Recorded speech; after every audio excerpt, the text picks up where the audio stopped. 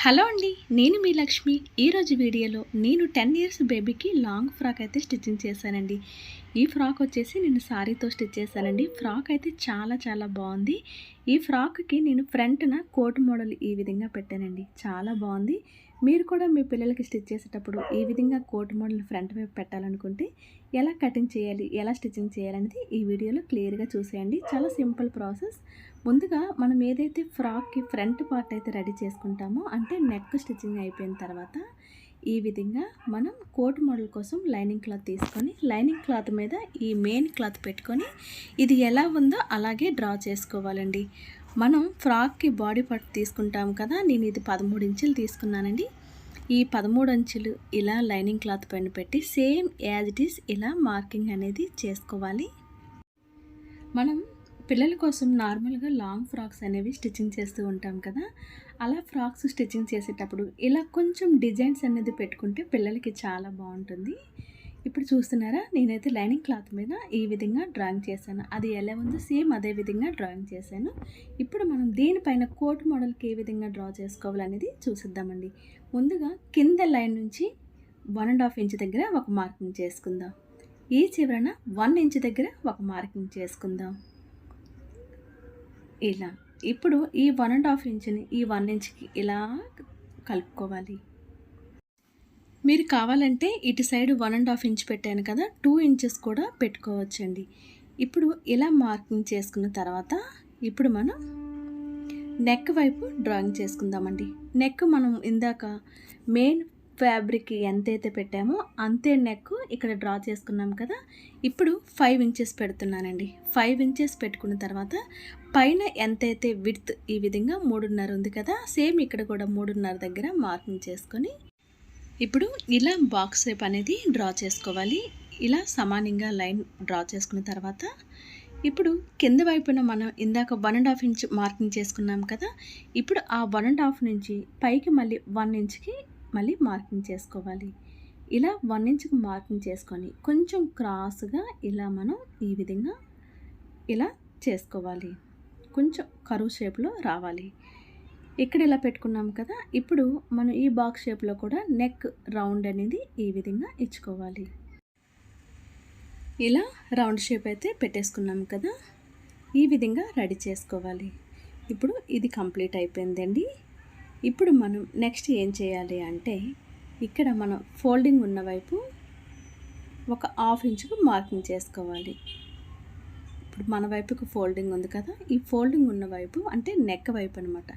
ఇలా 1/2 ఇంచ్కి ఇలా పైనుంచి కింద లైన్ వరకు ఇలా 1/2 ఇంచ్కి తిన్నగా లైన్ అనేది మార్కింగ్ చేసుకోవాలి. ఇలా మార్కింగ్ చేసుకున్నాం కదా, ఇప్పుడు కొంచెం కర్వ్ షేప్ అనేది తీసుకోవాలి. పైన నెక్కి మనం ఏదైతే రౌండ్ చేసుకున్నామో మనం డ్రా చేసిన లైన్కి అలాగే మన నెక్ రౌండ్కి ఈ విధంగా కలుపుకోవాలి. కింద వైపు కూడా సేమ్ కర్వ్ షేప్ వచ్చేటట్టు డ్రా చేసుకోవాలి. ఇలా చిన్నది ఇలా కర్వించుకుంటూ మళ్ళీ స్ట్రైట్ లైన్ ఇలా తీసుకుంటూ మళ్ళీ ఇక్కడ చిన్నది ఇలా కరువు ఈ విధంగా నెక్కి ఇలా తిప్పుకోవాలి. దీనివల్ల మనకి కోట్ మోడల్ అనేది షేప్ బాగా కనిపిస్తుంది. ఇప్పుడు మనం ఇలా డ్రా చేసుకున్నాం కదా, డ్రా చేసిన విధంగా మనం లైనింగ్ క్లాత్ని కట్ చేసుకోవాలి. ఎక్కడైతే మనం కరువు షేప్ ఈ విధంగా డ్రా చేసుకున్నామో అక్కడ కొంచెం షేప్ బాగా వచ్చేటట్టు కటింగ్ అనేది చేసుకోవాలి. ఇలా నేను కట్ చేస్తున్నాను. ఏదైతే మనం మార్కింగ్ చేసుకున్నామో మార్కింగ్ ప్రకారం మనం కట్ చేసుకోవాలి. మనం కట్ చేసుకున్న లైనింగ్ క్లాత్ని పెట్టుకొని మెయిన్ క్లాత్ని కూడా కట్ చేసుకోవాలి. సేమ్ అదే విధంగా అలా కట్ చేసుకున్న తర్వాత ఈ క్లాత్కి మంచి వైపు మనం లైనింగ్ క్లాత్ పెట్టుకొని చుట్టూ కూడా స్టిచ్చింగ్ చేసుకొని లైనింగ్ క్లాత్ని లోపల వైపుకి వెళ్ళేటట్టు టర్న్ చేసుకోవాలి. చంక వైపు అవసరం లేదండి స్టిచ్చింగ్ అనేది. ఓన్లీ నెక్ వైపు మనం ఏదైతే రౌండ్ షేప్ మనం కరువు షేప్ తీసుకున్నామో అటు సైడ్ మాత్రమే స్టిచ్చింగ్ చేసుకోవాలి. నేను స్టిచ్చింగ్ ఆల్రెడీ చేసి తీసుకొచ్చాను చూడండి. చంక వైపు నేను స్టిచ్చింగ్ చేయలేదు, ఓన్లీ నెక్ వైపు. అలాగే మనకి ముందుకు ఏదైతే ఫ్రంట్ వైపు మనకి వస్తుందో ఆ పార్ట్ అంతా కూడా స్టిచ్చింగ్ చేసేసి ముక్క లైనింగ్ క్లాత్ లోపలికి వెళ్ళేటట్టు రివర్స్ చేసేసాను. ఇలా స్టిచ్చింగ్ అనేది చేసుకోవాలండి. ఇప్పుడు మనం దీనికి ఫ్రంట్ వైపున డిజైన్ కోసం ఒక థ్రెడ్ అనేది రెడీ చేసుకోవాలి. ఇలా డోరీ రెడీ చేసుకోవడానికి 1 ఇంచ్ వెడల్పులో క్లాత్ తీసుకొని మనకి ఎంత లావులో కావాలనుకుంటే అంత వెడల్పులో స్టిచ్చింగ్ వేసుకొని దాన్ని రివర్స్ చేసుకుంటే మనకి ఇలా డోరీ అనేది రెడీ అయిపోతుంది. ఇప్పుడు ఈ డోరీలో నుంచి 2 ఇంచెస్ ఒక్కొక్క పీసు కట్ చేస్తున్నానండి. ఇలా నేను 6 పీసులు కట్ చేస్తున్నాను. అంటే ఒక సైడు 3 ఒక సైడు 3 జాయింట్ చేస్తాను. ఇలా డోరీస్ని మడత పెట్టుకొని అన్నీ కూడా సమానంగా వచ్చేటట్టు ఇలా ఫోల్డింగ్ చేసుకొని ఇప్పుడు మనం వీటిని కట్ చేసుకోవాలి.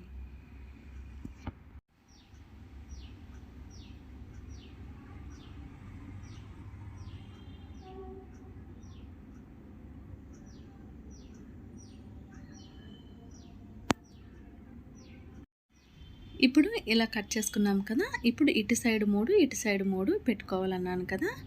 అయితే దీనికి మనకి నెక్ వైపు అంటే మనకి మధ్యలో చూడండి ఏదైతే మనకి ఇలా గ్యాప్ వచ్చిందో ఈ గ్యాప్లో ఇక్కడ ఈ మూడింటిని కూడా సమానంగా రెండిటికి కూడా సమానంగా సెట్ చేసుకోవాలి.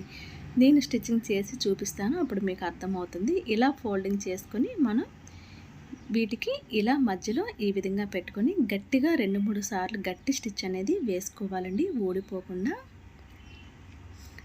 ఇలా ఇటు సైడ్ 3 పెట్టాను కదా, సేమ్ యాజ్ ఇట్ ఈస్ అటువైపు దానికి కూడా ఎదురుగా వచ్చేటట్టు సమానంగా 3 పెట్టుకొని ఇలా రెండిటికి కూడా స్టిచ్చింగ్ అనేది చేసుకోవాలి. ఇలా నేను చేసి తీసుకొస్తాను, చూపిస్తాను, అప్పుడు మీకు అర్థమవుతుంది.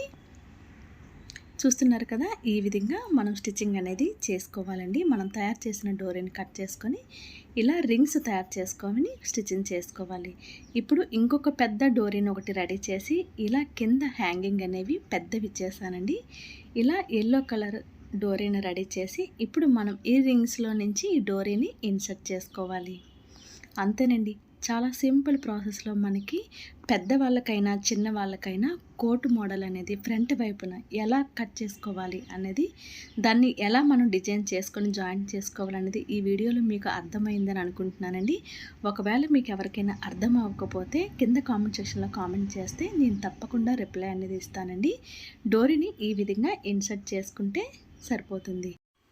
చూసారు కదా, చాలా బాగుంది కదా. మీ పిల్లలకి ఎప్పుడైనా ఫ్రాక్ కుట్టినప్పుడైనా లేదా మీకైనా సరే స్టిచ్చింగ్ చేసుకుంటే మాత్రం ఇలా ఒకసారి కోటు మోడల్ అయితే ట్రై చేయండి. చాలా బాగుంటుంది. చూస్తున్నారు కదా, ఈ విధంగా ఉందండి. ఫైనల్గా ఇలా రెడీ చేసుకున్న దాన్ని మనం మెయిన్ ఫ్యాబ్రిక్ పైన పెట్టేసుకొని షోల్డర్ జాయింట్ చేసేసుకుంటే సరిపోతుందండి. షోల్డర్ జాయింట్ చేసుకున్న తర్వాత మనం ఫ్రాక్కి నార్మల్గా హ్యాండ్స్ ఎలా జాయింట్ చేసుకుంటామో అలాగే హ్యాండ్స్ జాయింట్ చేసుకొని ఫ్రాక్ ఫిట్టింగ్ చేసుకుంటే మనకి ఎంతో అందమైన కోట్ మోడల్ ఫ్రాక్ అయితే రెడీ అయిపోతుంది. చూస్తున్నారు కదా, చాలా బాగుందండి. మీరు కూడా మీ పిల్లల కోసం ట్రై చేసేయండి. మీ పిల్లలు కింద కామెంట్ సెక్షన్లో చెప్పడం మర్చిపోతే మరిన్ని మంచి వీడియోస్ కోసం మన ఛానల్ని సబ్స్క్రైబ్ చేసుకోండి. Thanks for watching this video. మరొక ఇంట్రెస్టింగ్ అయిన వీడియోతో మళ్ళీ కలుద్దాం. అంతవరకు నమస్తే అండి. Take care. బాయ్.